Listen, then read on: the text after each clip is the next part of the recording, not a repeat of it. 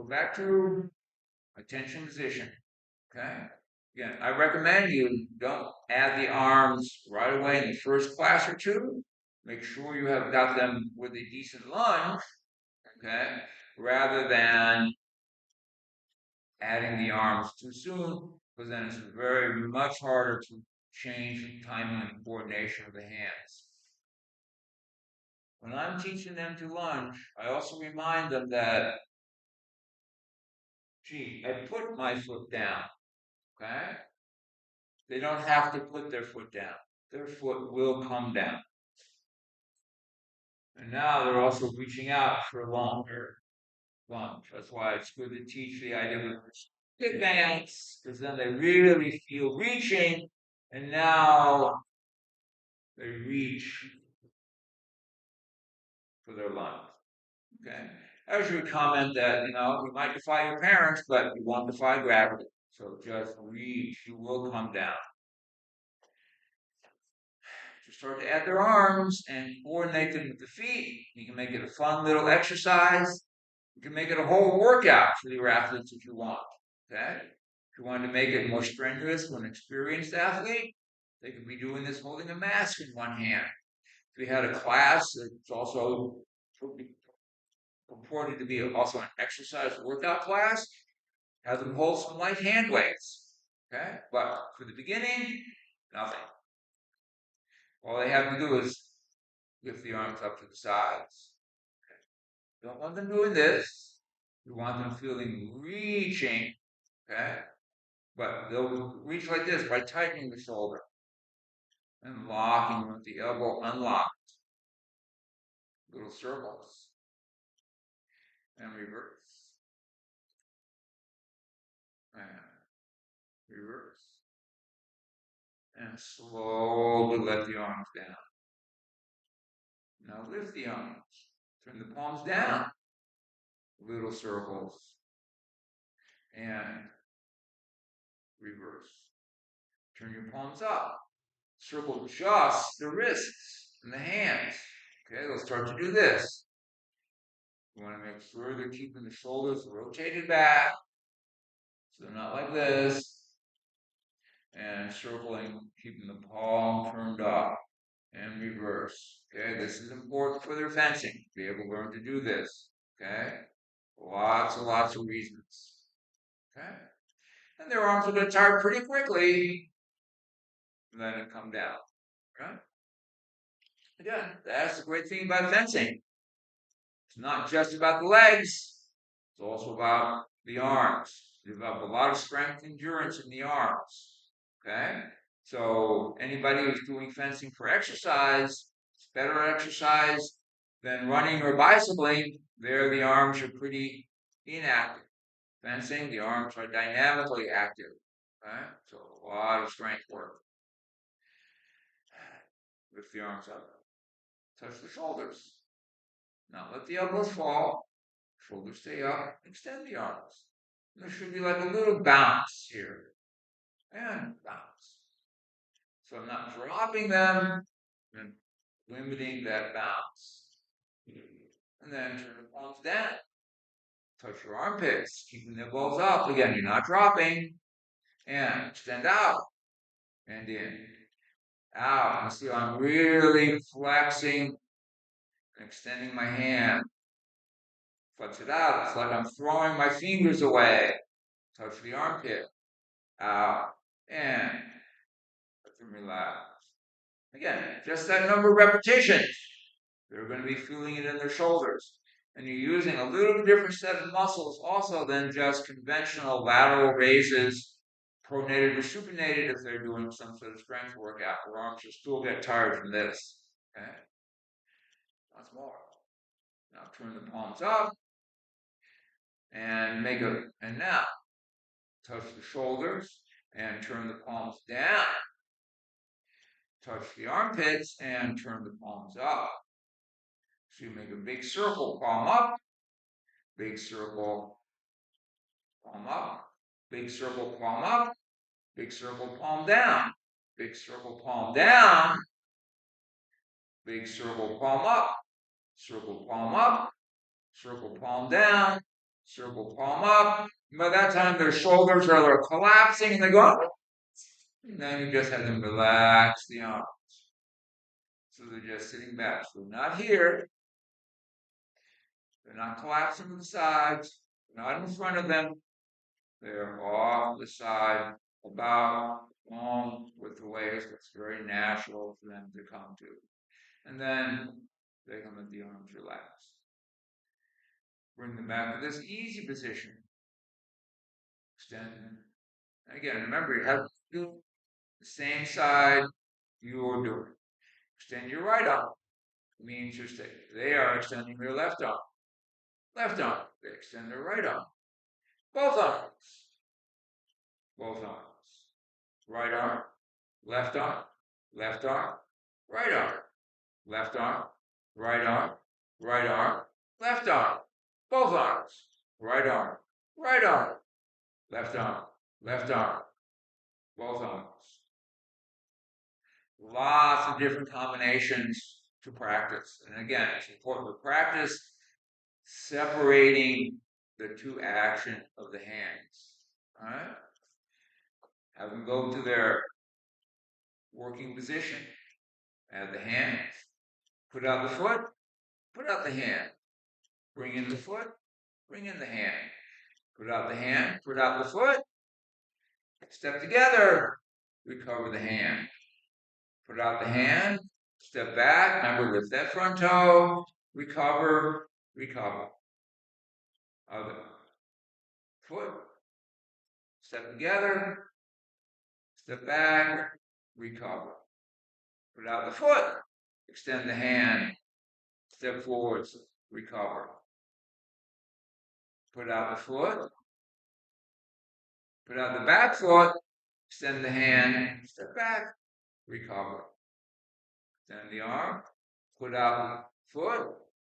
Cover. Recover. Put out the hand. Put out the foot. Step forwards. Recover. Put out the hand. Put out the foot. Remember, they're not leaning over. And now, recover the hand. Recover the foot. And down. Again, we will not go through all the possible combinations. All right? But combining them in a variety of different ways. Again, very important for them to practice. Put out the hand, and then the foot. Recover the hand, and then the foot. Put out the foot, then the hand. Recover. So now there's lots of possibilities for them to work on.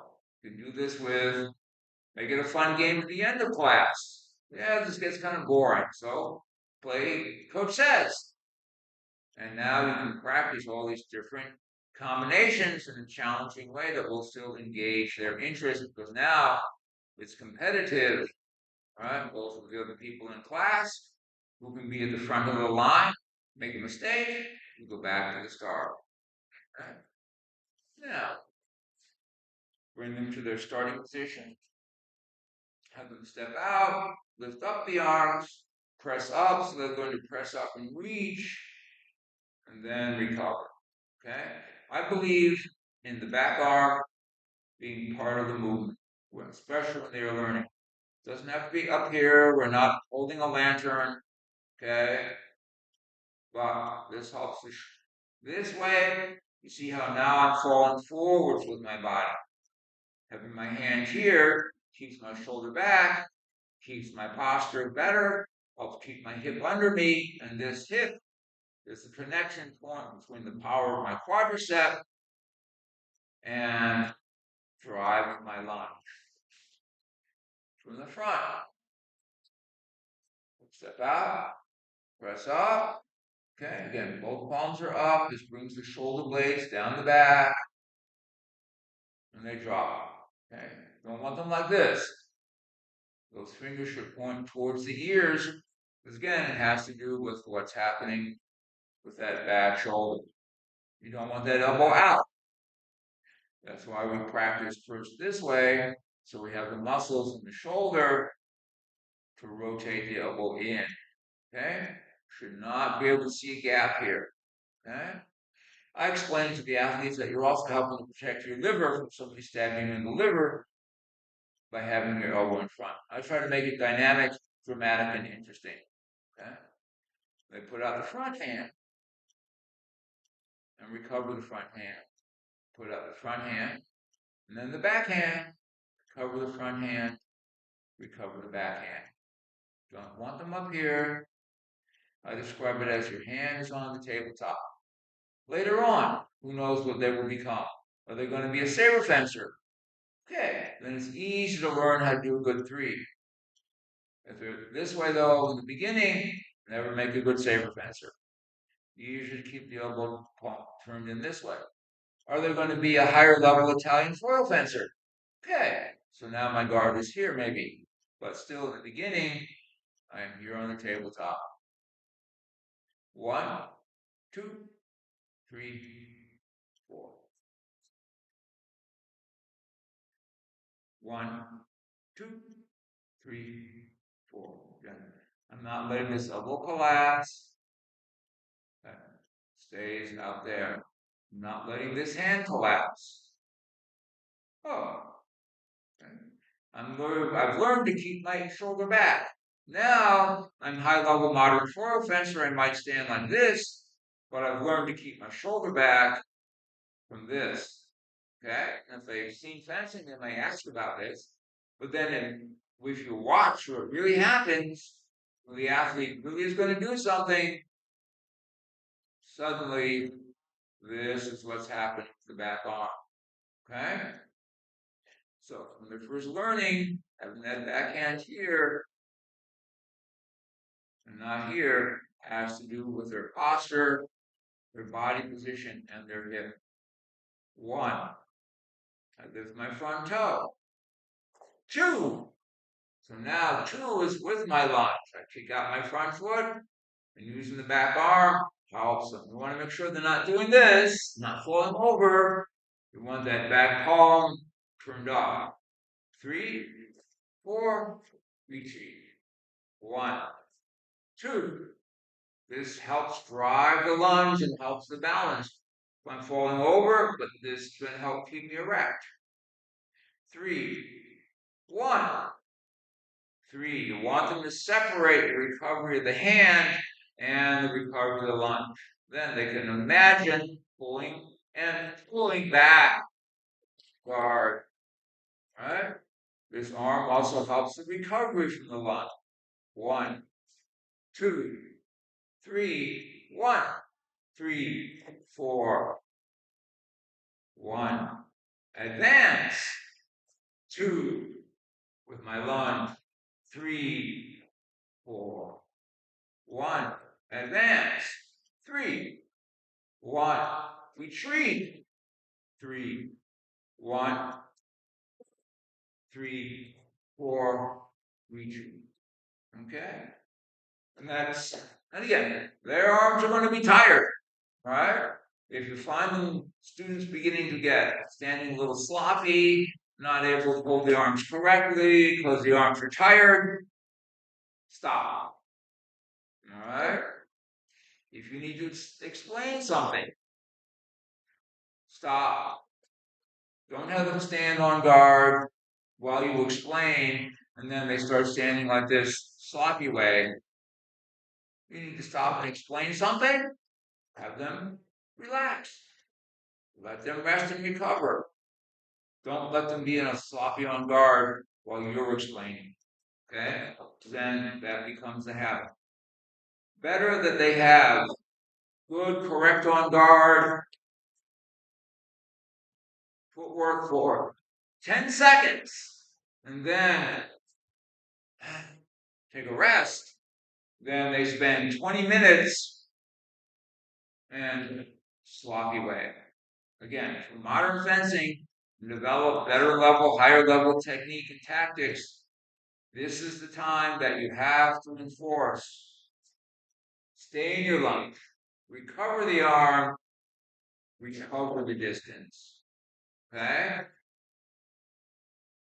The arm is separate from the recovery, just as the arm is separate from